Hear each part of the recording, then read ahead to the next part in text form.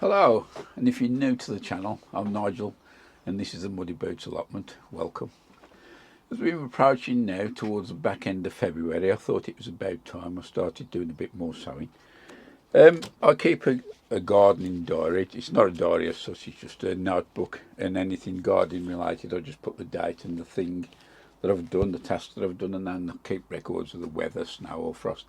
And I've got these going back probably about 7 or 8 years now, so it's always handy to look back previous years, the same time, February-ish, what we were doing. As I said, I'm going to have a little sowing session. Primarily it's going to be mainly brassicas, or I was saying that. I've got some sweet peas here. These are soaking. I'm a little bit late putting these in, but not to worry. And once they've sown, I'll put them in this little, the Vitapod propagator here, the single. I've got the double ones, as you've probably seen if you're a regular on here. I've got 3 of these double ones. One's still in the house, not built yet. And I just use this small one for the germination. This one's around about 20 degrees centigrade. And I use that for germination. I'll keep these, well, I've only got this one on at the moment, and that one there is around about 12, and it's just a bit of residual heat. It is on the timer. If you look up here, there's a smart plugs which you can switch on and off on your phone. I've set scheduled timers as well, and that operates that. That comes on at 7 o'clock at night, ticks it over at 12 degrees. If it drops below, this will kick in. And I'll just show the onions a bit later on. But there's more and more people now got these Vitapods, and quite popular in YouTube land with gardeners, and say I find them very, very good. But there's a little tip here. What I've done, just to give a bit of a extra warmth, as you know, heat rises.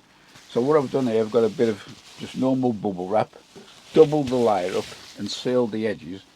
And if I need, if we've got a cold night, I just pop this over the top, and that forms a little duvet. And it's amazing, in the morning you can actually feel the heat underneath there, so it does trap it in. So for the sake of 5 or 10 minutes, it's well worth doing one of these, and just chuck it under the bench during the daytime. And if you can't get round to the greenhouse the following day, it will still let a bit of light in. It doesn't completely block the light out. Anyway, while we're here, I'll just show you into the onions. And as you can see, these, once these had germinated, I just popped them straight into the Vitapod, and I just tap the lids off during the daytime and leave them to their own devices.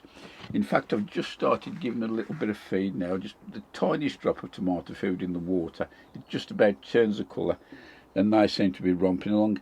In fact, I've had to put a few of the little onion supports in there because some of them are starting to flop over. Anyway, let's get sowing.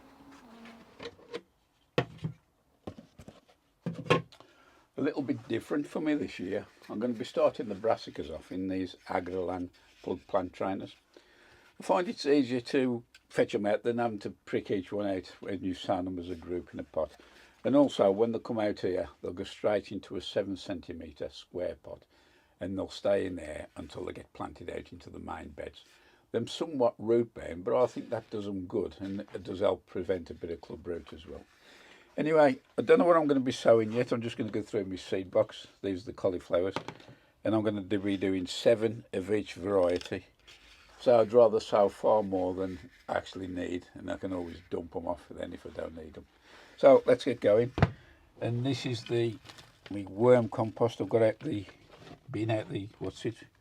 I've had quite a few people message me about this, about how I do it, and I am due to actually get a couple more dollops out of the bin. So when I'll do that, I'll video it and show you how I do it. Anyway, get this in here.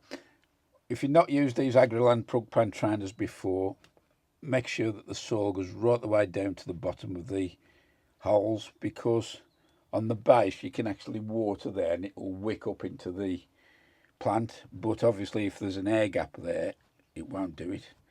So just give me a little press down with your finger, and there's a double check. Just check underneath, you can see the soil like that. You can. I'll just top these off. Now on the lids, there's dimples on here. You can press that in to give you depression for your seed. But for me, I don't find these quite deep enough. So for the sake of a couple of minutes, I just get my dibber and do each hole individual.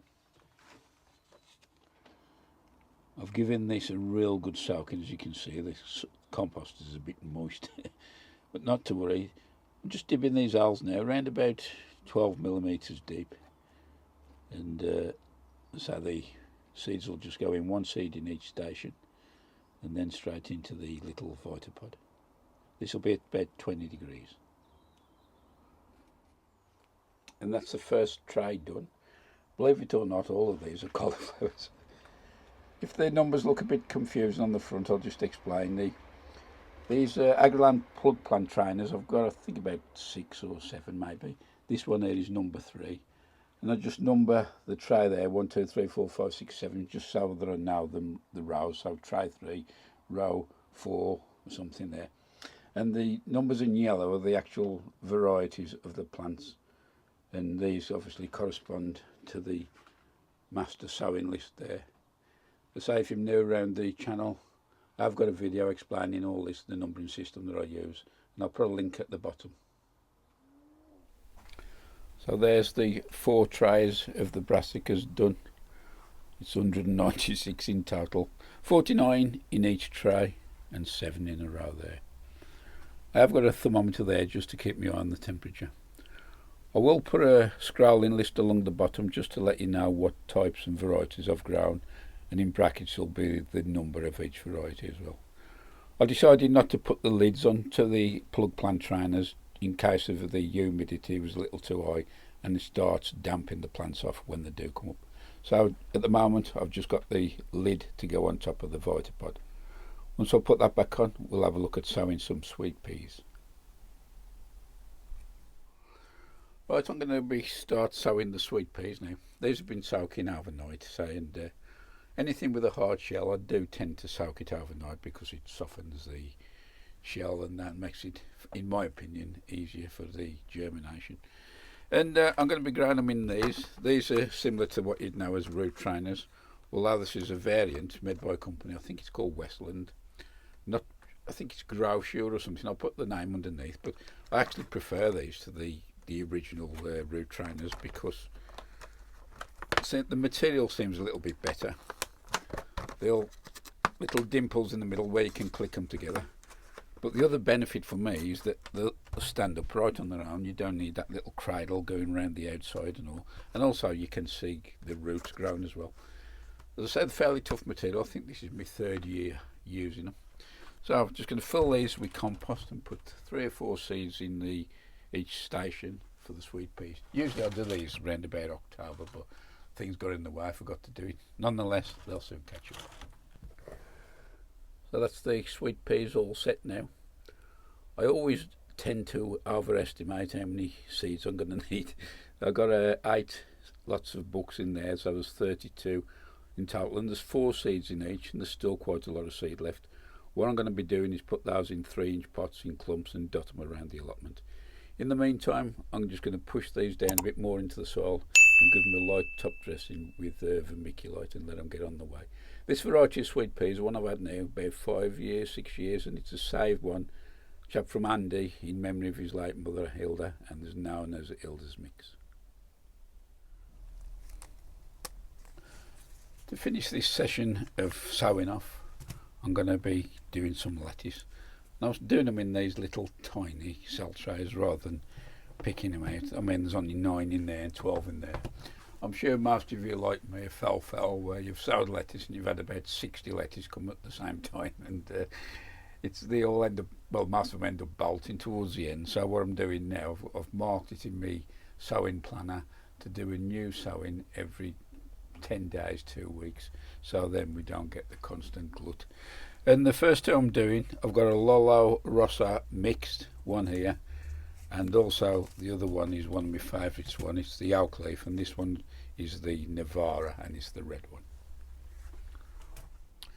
So that's the lettuce sown now. These really don't need any high temperatures to germinate, so I've got this Vitapod here, there's no heat on at all. I'm just going to pop them in there and leave them to their own thing. Then once I've done that, I'll nip inside and update the spreadsheet. Well, that's about it done. As you can see, there's quite a few varieties we've sown there. The cabbages and the collies a bit later on. And got one or two more for the last week of this month. I'm starting off the lettuce. I tend to plan things roughly a month farther on, so I've just been looking at what we're going to be doing in March now. And as you can see, we've got some lighter brassicas to go in. Then I'm starting the courgettes, the cucumbers, beans, and this pattern here is a good indicator of a successional sowing, and that's with the different varieties of lettuce. I tend to divide each month up into 4 sections, although we know that isn't quite actually true. The first block there will do the first week, which is the 1st to the 7th. The second week will begin with the 8th up to the 14th. The third week, the 15th up to the 21st. And the final week there will be the 22nd, whatever's left. So you could almost get 8 to 10 days in there. Anyway, that's what it is. And also you see there's some items greyed out. I do create a master seed list elsewhere, and all the entries on there are greyed out. And I import that into the current year's growing season.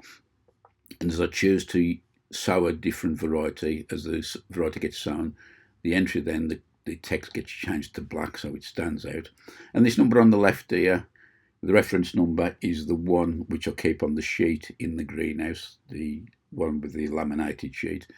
And each one of them gets a unique identifier number. You say it's got a drop-down tab there. You could actually sort them in numerical order so it would read the same as the ones in the greenhouse. But at the moment, I've got these sorted on the variety type and then the actual brand as well. So that's what we've got for the month. Let's get back to the greenhouse and see what else we can do. So as we get towards the end of February and into March, I'll be sowing some of what I refer to as more of the tender stuff, and that includes the cucumbers and tomatoes and stuff like that. So that's coming up in the next video.